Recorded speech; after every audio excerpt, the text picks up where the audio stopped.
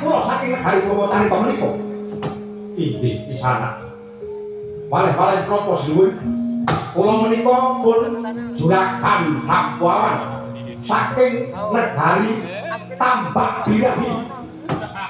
Saking negari Tambak Birahi. Saking negari Tambak Birahi. Nggih.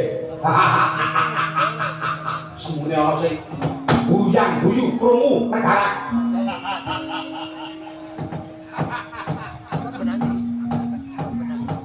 Kasa wangsulipun nuwun sewu sinuwun. Kula badhe pitanya dhateng paduka. Nuwun sewu menapa menika leres negari paduka ingkang nirestani negari Purwacarita inggih negari Sumedang Kamulyan ya Sumedang Kawit ya Sumedang Hin. Paduka iku jejuluk Prabu Sri Mahapunggung Titis Wisnu wonten Mercapaka menika. Boten wonten ageng tiga alit-alit namung sajaba kula ing jejuluk Sang Sri Mahapunggung Sang Gragani. Tepasan yoga katujuhe niku tebih papan kula boten badhe kecelik ngadhep wonten ngaso paduka sinuwun. Inggih pisanan nyuwun sewu saderengipun paduka tejak wonten ing menapa ngicali tata rakiting padatan negari kawang dari sanes bilih yen tobat badhe rawuh wonten ing negari menika sayekti kedah ngucal iwala langkung yen ageng utusan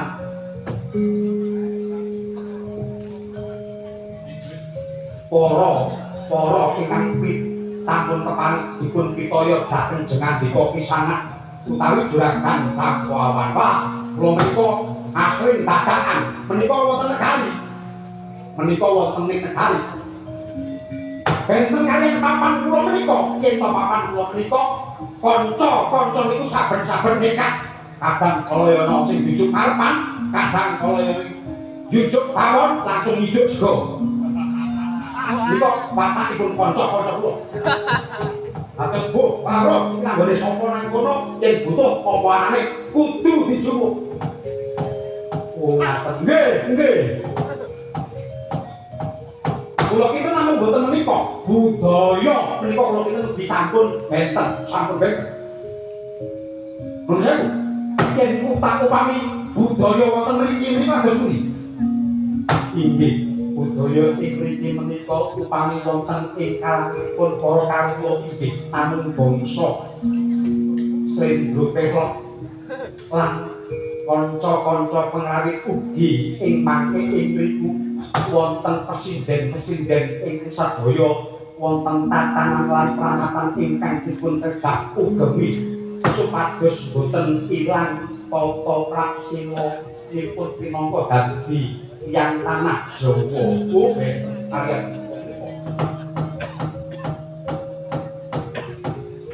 mesti dipun nabuh gamelan iki lho. Inggih. Lajeng nggenipun nembang menika nggih. Inggih, bisa napa? Niku kuno.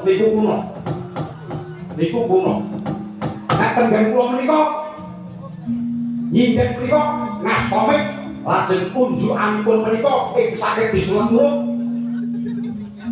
Kalian lampu kelap-kelip. Lajeng persindenipun menika wonten ingkang munggah beca. Wonten ingkang dipun nambungi pipinipun kiwa kanan. Kalian nyanyi karaoke. Beliau sampun sumpah. Kula waroto. Yen wonten papan menika haram.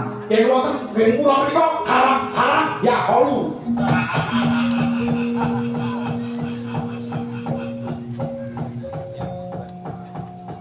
Inggih pisanakipun pangapunten ngraju dhateng pirembagan ajeng tejak paduka wonten ing papan menika badhe wonten jauh menapa lan wonten perlu ing kados pundi kula nyuwun lan kula nyuwun pinangka gadya wajah katerangan paduka juragan Bapawan iki enggak Gun sewu tebih papan kula saking negari tambak dirahi dugi wonten ngarsa paduka menika namung laju dhateng kabar ing sampun kula tampi bilih Mbok Bakul sinambi wara menika ngabaraken negari ing Purwacarita menika wonten kanugrahan gedhe wonten kanugrahan gedhe ingkang mirstan wujuding winih pari mongko kanyata menika dados katentremaning para kawula kanyata menika dados pangayomaning para kawula miranipun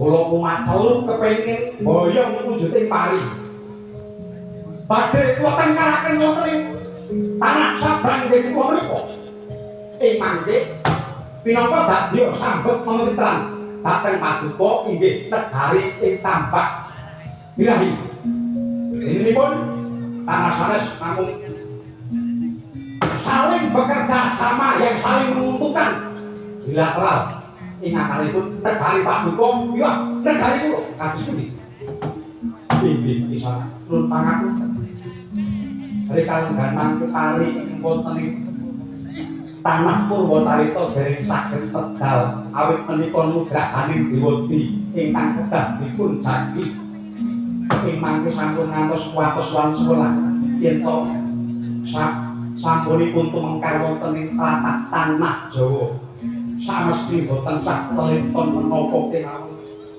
Gurmanuk kula aturaken wonten ngarsa paduka juragan Bapawan gawean menika gawean paling mekahi menika gawean menteng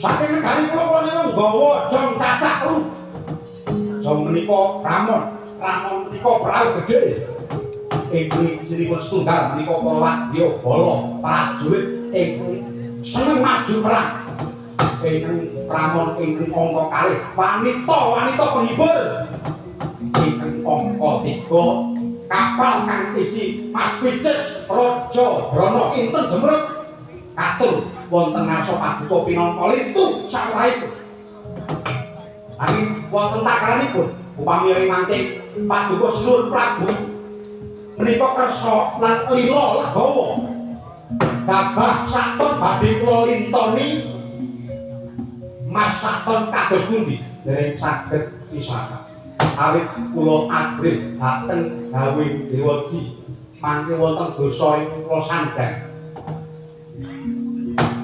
upami gabah saton kula ijoli mawi Mas Picis Raja Brana Jemrut rontok kados pundi dereng saged pisan kula ajrih piwarating Bathara gabah setunggal kilo kula ijoli Mas 10 kilo kados pundi dereng saged pisan sakuntel kula ijoli Mas 1 ton kados pundi dereng saged pisan sakuri dereng saged pisan saklas kula ijoli 1 ton kados pundi Mas Picis Raja Brana ajrih piwarating Bathara pisanak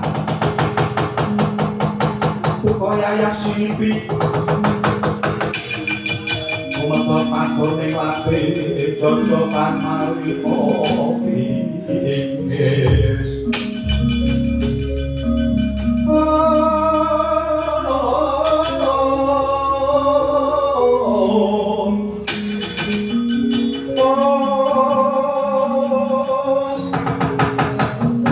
soreng jonggo matu gami perang saged murung dapanane netra sak kondangan krot kanan jojok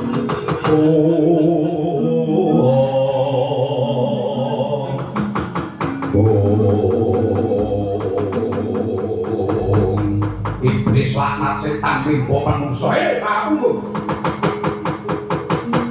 kalau pangampura saiki tak jabel basan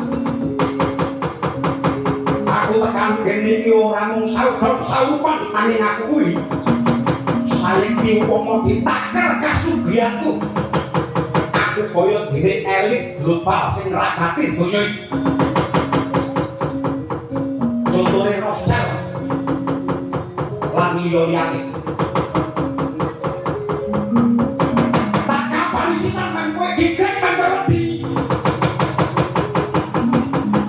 Negara mayeng-mayeng negara sing ditandur ana ing bumi. Saben-saben kono perkara, saben-saben kono huru-hara. Saben-saben kono demo, saben-saben kono perang gedhe. Negara-negara padha sambat karo utang karo. Aja mrene ketakuane. Ratu-ratu lorong wae utang karo. Lah kok kowe dadi mengket kaya ngono kaya. Watu hitam matimu rengkung. Pari saklas bae tali joli masato ora kok keke karo. Lalu kok tak jabel kapitayanku sakutuwe. Sare kowe titis Wisnu. Nendi Wisnu? Nendi Wisnumu? Adoh papane kuwi. Kowe ora ngregani kamanusan karo aku. Aja mbok anggap mung wong Jawa sing ampuh. Aja mbok anggap mung wong Jawa sing ampuh. Kang wae soe. Ditanono. Saklu aku pari-pari medang kamulyan. Dadi waktu kabeh.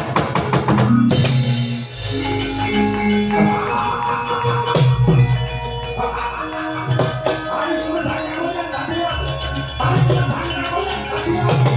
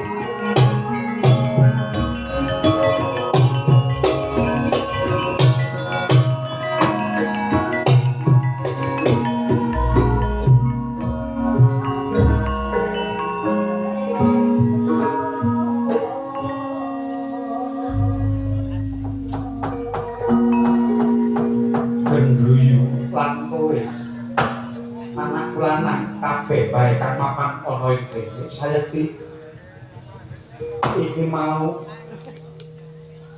jalma manungsa ingkang ngedapi-dapi kekuatan kanyata sepatane kaya ana perbawa panas ingkang ngliwat ana pasunggulanku. Nger apa pancen wong gayuh kanugrahan luhur, wong gayuh kanugrahan utama kuwi kebak marang kepala. Sinuwun, kula kawula purwa carita ngaturaken ketiwasan sinuwun.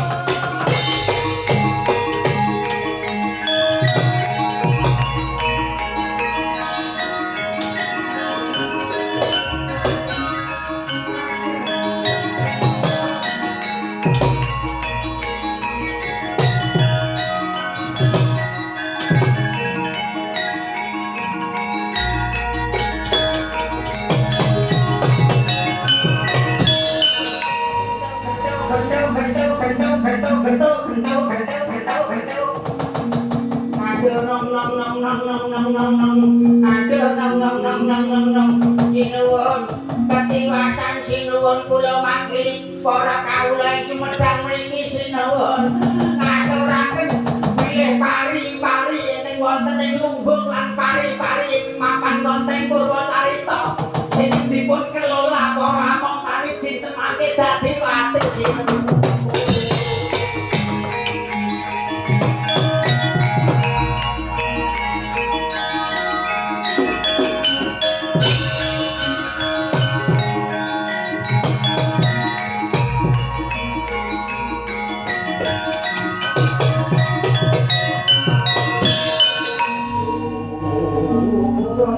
surem ilang karo kinggil lir manguswa kang layon ilang sirna denya memanise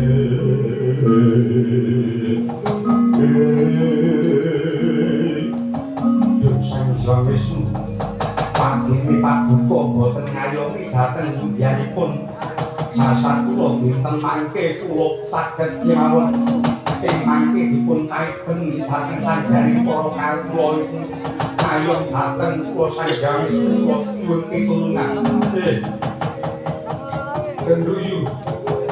Gendruyu aku mung pitaya karo kowe nadyan mangkono aja nganti wasumelang samengko kabeh urip nunjukna kanggo negara iki tututana sing jeneng juragan Jaklawan karepe piye